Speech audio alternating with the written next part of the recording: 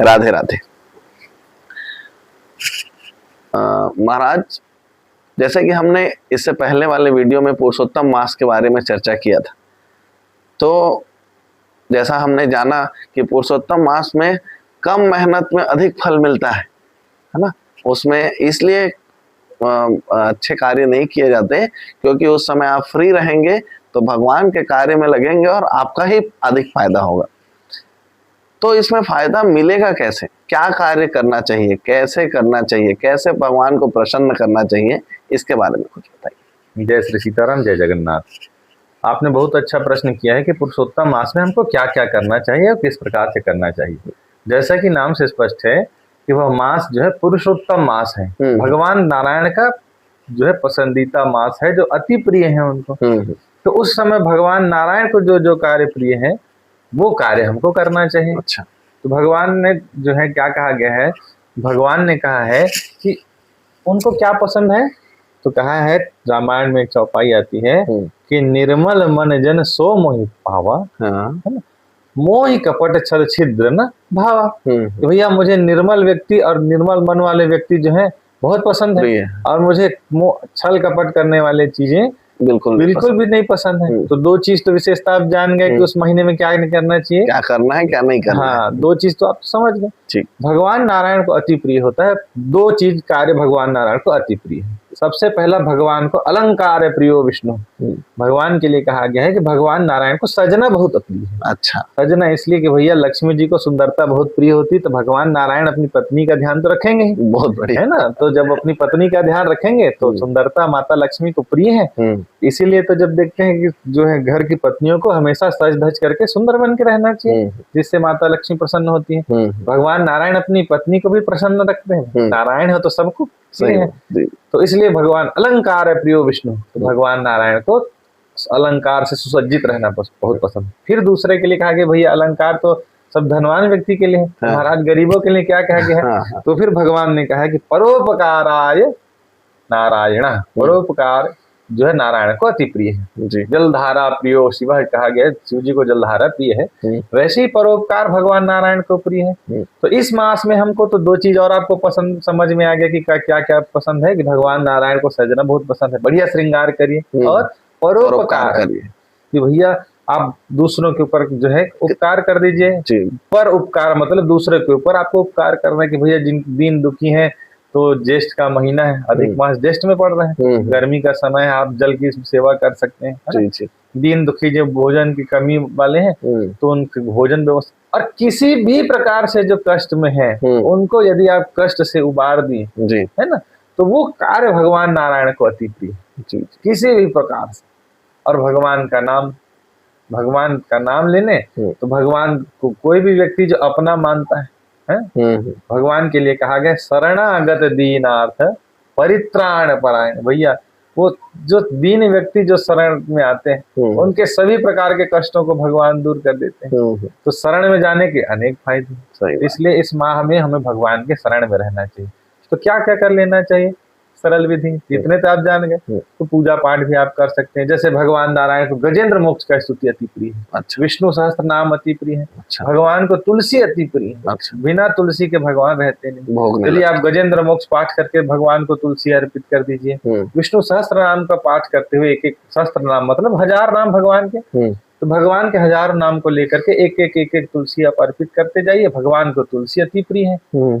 भगवान ने अपनी महत्ता से ज्यादा तुलसी की महत्ता बताई गई। एक बार माता सत्यभामा ने भगवान कृष्ण को दान कर दिया भगवान नारद जी को, तो फिर बोले कि क्योंकि दान जो होता है अक्षय हो जाता है, यदि भगवान का ही दान कर दिए तो भगवान तो मेरे पास अक्षय हो जाएंगे। तो जब वो अक्षय हो जाएंगे तो मेरे पास हमेशा से रहेंगे। तो विचार करके दान कर दें। तो अब दान तो कर दें, अब वापिस कैसे मिले।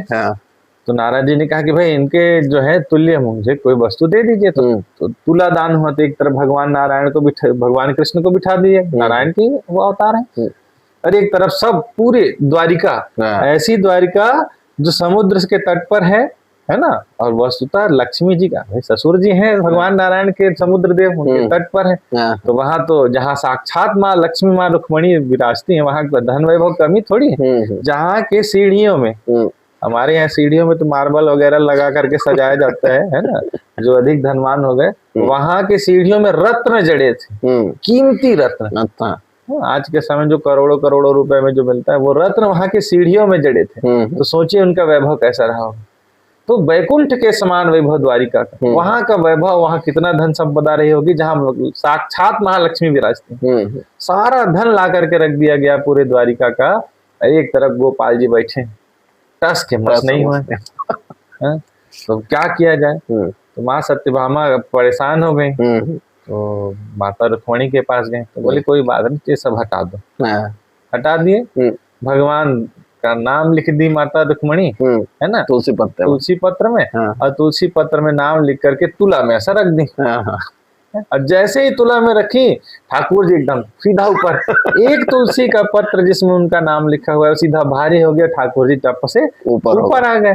तब हमको बताए हैं, इससे हमको सिखाए हैं कि भैया ठाकुर जी से अधिक महत्व है तुलसी के और उनके नाम का। तो इसीलिए कोई भी भक्त भगवान का नाम लेकर के ठाकुर जी के ऊपर यदि कोई तुलसी पत्र चढ़ा दे तो ठाकुर जी अति प्रसन्न हो जाते।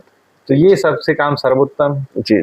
और जिनको लक्ष्मी की कामना है, जो चाहते हैं कि हमारे घर में जो है लक्ष्मी बनी रहे, तो उनको जो है दीपदान करना चाहिए। अच्छा, देखिए इसकी विधि तरीका समझ लीजिए। माता लक्ष्मी को दीपक अति प्रिय, इसीलिए जो है हम लोग दीपावली के दिन, जिस दिन माता लक्ष्मी की पूजा की जाती है, बहुत सारे दीपक जलाते हैं, क्योंकि भगवान को दीप अति प्रिय है। तो जब भगवान को वो चीज प्रिय है, तो यदि हम भगवान के प्रिय मास में, है ना, पुरुषोत्तम मास भगवान का मास है, उस समय जब माता लक्ष्मी के लिए, जब भगवान के जो प्रिय कार्य करें, दीप दान करें, तो भगवान कितने प्रसन्न होंगे।